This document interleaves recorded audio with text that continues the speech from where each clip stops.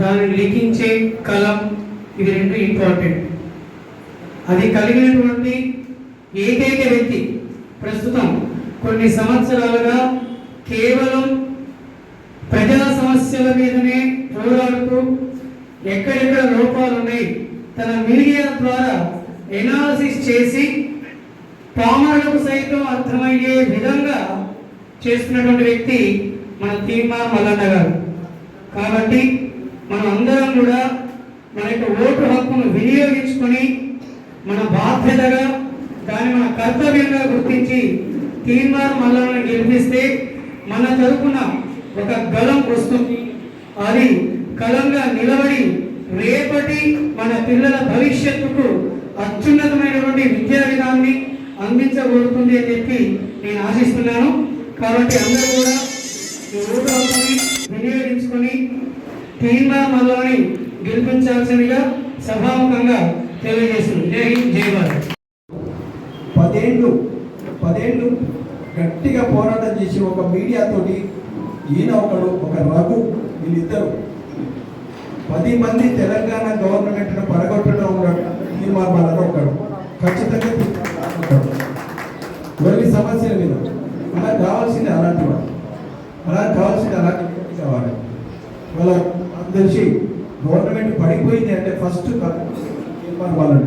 ఎందుకంటే ఉన్న సమస్యలను మీడియా ద్వారా ప్రజలకు తీసుకుపోయారు. అదే ప్రజలు నాకొద్దు ఒక అహంకారపూరితమైన గవర్నమెంట్, ఒక అవినీతిపరమైన గవర్నమెంట్, ఒక ప్రజాధనాన్ని మనం కట్టిన ట్యాక్స్ లక్షల కోట్లు వాళ్ళు చెప్తున్నారు. కవిత జైలు పోతే ఆనిముత్యమై బయటకు వస్తుంది. ఆ ఆనిముత్యం వల్ల ఎమ్మెల్యేలంతా బంగారం ఉంటారు, వీళ్ళు ఆనిముత్యాలు ఉంటారు, వాళ్ళ మంత్రులు ప్లాటినం ఉంటారు. వీళ్ళు ఎట్లయిపోయారంటే వీళ్ళందరూ ఆనిముత్యం బయటకు వస్తే ఈ ప్రపంచంలో ఎవరన్నా ఒక దుర్భగుండ మహిళను చూసిన మీకు గుర్తుందో లేదో, సారా ఉద్యమం, సారా తాగొద్దు, ఈ రాష్ట్రంలో సారా ఉండొద్దు అని ఉద్యమం చేసిందంటే ఆంధ్ర దుర్భగుండ విలేజ్లో మా పుస్తకాలు పోతే అని ఉద్యమం చేసింది. లేడీస్ అంటే సారా వద్దని ఉద్యమం చేయాలి, కానీ పురుతులు బిజినెస్ చేస్తాను.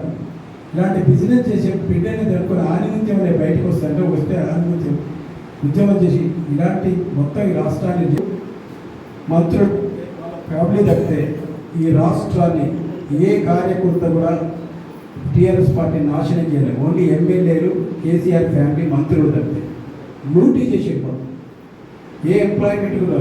కాబట్టి నాకు తెలిసి రాష్ట్రంలో ఇలాంటి మళ్ళీ బీఆర్ఎస్ ఓటేస్తారని నేను అనుకోను. అలాగే తీర్మార్ మల్లన్న లాంటి వ్యక్తి కూడా ముగ్గురులో ఇప్పుడు పోలిస్తే ఆయన 3 సార్లు పోటీ చేసినప్పుడు గెలవలేదు. కానీ అలాంటి వాడు మనకు ఖచ్చితంగా మనకు ఇప్పుడు ఎమ్మెల్సీ మీరు గెలవాలి, ఖచ్చితంగా దాన్ని ఎమ్మెల్సీ దాన్ని గెలిచి మనం మీకు ఇంకా ముఖ్యంగా చెప్పాలంటే దాదాపు చెప్తున్నారు ఎంతమంది ఉంటారు టీచర్స్ అంటే 3000 మంది ఉంటారు అంటున్నారు. 1000 గ్రాడ్యుయేట్స్ ఎమ్మెల్సీ తీర్మార్ మల్లన్న గెలిచి ఆయన ఏం చేయాలి? ప్రాబ్లమ్స్ ఎవరి ఉంటాయి? నాకు తెలిసి ఎంప్లాయీస్ అంటే ఆల్రెడీ ఎంతో ఉద్యోగం వస్తుంది, జాబ్ వస్తుంది, 1,80,000 గ్రాడ్యుయేట్స్ ఉంటే వాళ్ళ ఎంప్లాయ్మెంట్ కోసమో జాబ్స్ క్యాలెండర్ ముఖ్యంగా పట్టభద్రుల ప్రతినిధిగా ఎమ్మెల్సీగా పోటీ చేస్తున్న తీర్మార్ మల్లన్న గెలుపు కాంక్షిస్తూ ఈరోజు సూర్యాపేటకు సంబంధించిన పట్టభద్రులు, ముఖ్యంగా ప్రైవేట్ స్కూల్లో పనిచేస్తున్న టీచర్స్ అందరూ కూడా ఈరోజు ఈ కార్యక్రమాన్ని ఏర్పాటు చేసుకోవడం జరిగింది. మరి ఈ కార్యక్రమానికి అధ్యక్ష వాస్తవంగా మీకు పూర్తి స్థాయిలో రాజకీయ అవగాహన ఉంటుంది.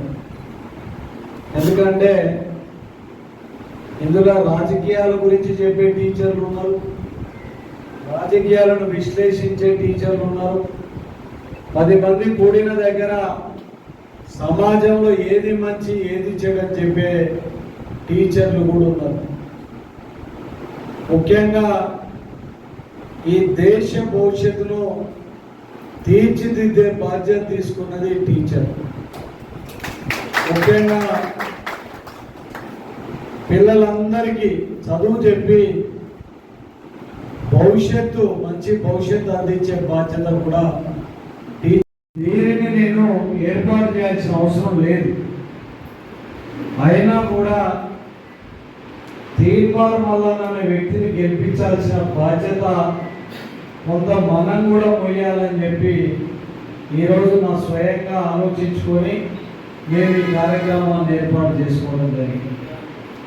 వాస్తవంగా తీర్మార్ మల్లన్న చేసే పోరాటం నేను చాలా సందర్భాలలో స్ఫూర్తిగా తీసుకుంటాను. ఒక బీసీ బిడ్డగా, ఒక పేద కుటుంబాల నుంచి వచ్చిన బిడ్డగా ఈరోజు 10 సంవత్సరాలు ఒక శక్తివంతమైన ఒక పెద్ద సామ్రాజ్యాన్ని సృష్టించుకున్న కేసీఆర్ వ్యతిరేకంగా తన గలాన్ని నిప్పి ఈ రాష్ట్రంలో జరుగుతున్న అవినీతిని, ముఖ్యంగా నిరుద్యోగులకు జరుగుతున్న అన్యాయానికి వ్యతిరేకంగా ఎప్పటికప్పుడు కూడా తన గలమెప్పి తన ఛానల్ ద్వారా మరి ఎప్పటికప్పుడు కూడా మనం చైతన్యవంతులు చేసుకుంటూ పోరాటం చేస్తున్న తీరు నేను నాతో పాటు మీ అందరికీ కూడా స్ఫూర్తిదాయకం అని చెప్పి నేను ఈరోజు అనుకుంటున్నాను. మన సమాజాన్ని తీర్చిదిద్దే మన నాయకులు మంచి వాళ్ళు కానప్పుడు మన సమాజాన్ని ఎవరు కూడా బాగు చేయాలి.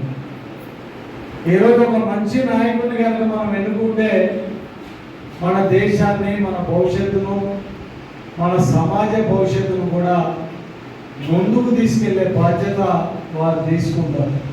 మీరు చూడండి, తెలంగాణ కావాలని కొట్లాడు. తెలంగాణ కోసం ఆ రోజు టీచర్లందరూ కూడా బ్రహ్మాండంగా ఫైట్ చేశారు. తెలంగాణ వస్తే మనకు తలరాత మారుతుంది అనుకున్నాం, ఇంటికి ఒక ఉద్యోగం వస్తుంది అనుకున్నాం, నిరుద్యోగం అనే వ్యక్తి ఉండడానికి మనం ఆశించినాం. తెలంగాణ వచ్చింది, మాయ మాటలు చెప్పి కేసీఆర్ గారు ముఖ్యమంత్రి అయ్యారు. ఎవరికైనా ఉద్యోగాలు వచ్చినాయా? వాళ్ళ పిల్లలకు, వాళ్ళ కుటుంబానికి ఉద్యోగాలు వచ్చినాయా తప్ప మన ఎవరికి కూడా ఉద్యోగాలు వచ్చిన దాఖలాలు లేవు.